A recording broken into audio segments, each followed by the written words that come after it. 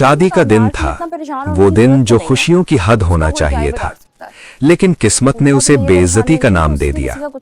सबके सामने एरा के हाथों कामयार की ऐसी तौहीन हुई कि उसकी नजरें जमीन में झुक गईं। लेकिन असल में जो टूटा वो उसका दिल नहीं था, वो भरोसा था जो उसने एरा पर किया था। कामयार बार बार खुद से एक ही सवाल पूछता रहा, मैंने क्या किया था, मेरा कसूर क्या था, फिर ये सब मेरे साथ क्यों हुआ। और इन्हीं सवालों के बीच एक नाम, एक चुभता हुआ नाम उसके दिमाग में गूंजने लगा, फरीहा। वही फरीहा जिसने शादी से पहले उसे ड्रिंक पिलाई थी, वही फरीहा जो उसे एरा के घर छोड़कर गई थी। कामयार चुप था, लेकिन उसके अंदर तूफान आ चुका था। दूसरी तरफ खावर एरा के पिता के सामने खड़ा होकर कहता है, कामयार की वजह से जो बेइज्जती हुई है, मैं उसका हर्जाना अदा करूंगा। मैं अभी एरा से शादी करूंगा।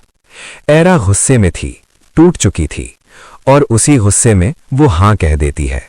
और खावर खुशी से पागल हो जाता है। अपनी जीत साबित करने के लिए वो तुरंत कामयार को मैसेज करता है, मैंने एरा पाली, मैं जीत गया। ये मैसेज पढ़ते ही कामयार के होश उड़ जाते हैं। अब कोई शक नहीं रहता, अब सब कुछ यकीन बन चुका था। कामयार सीधा फरीहा के घर पहुंचता है, लेकिन दरवाजा खोलने से पहले रुक जाता है। वो सुनता है फरीहा खावर से कह रही होती है, मुबारक हो, तुमने एरा पाली और मैंने कामयार।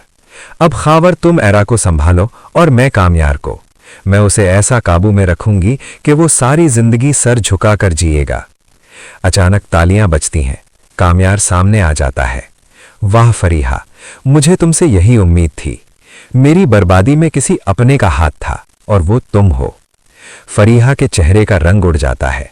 वो भागने लगती है, लेकिन कामयार के शब्द तेज छुरी की तरह होते हैं। अब न माफी मिलेगी, न सपने पूरे होंगे। तुम पूरी जिंदगी पानी को तरसोगी। कामयार एरा के घर की तरफ बढ़ता है, लेकिन दरवाजे पर आकर रुक जाता है। अब वो दिल से नहीं, दिमाग से सोचता है, जिस तरह खावर ने मेरे साथ खेल खेला, अब मैं भी उसी के साथ खेल खेलूंगा। शादी करीब थी। एरा के पिता का हुक्म था कि खावर के यूके जाने से पहले निकाह होगा, लेकिन कामयार की एक चाल सारी बाजी पलट देती है। खावर शादी के बजाय यूके की टिकट कटवा लेता है, और उधर एरा फिर से दुल्हन बनने की तैयारी कर रही होती है कि अचानक एयरपोर्ट से फोन आता है। खावर की आवाज, एरा, कामयार के साथ जो हुआ उसके पीछे मेरा और फरीहा का हाथ था।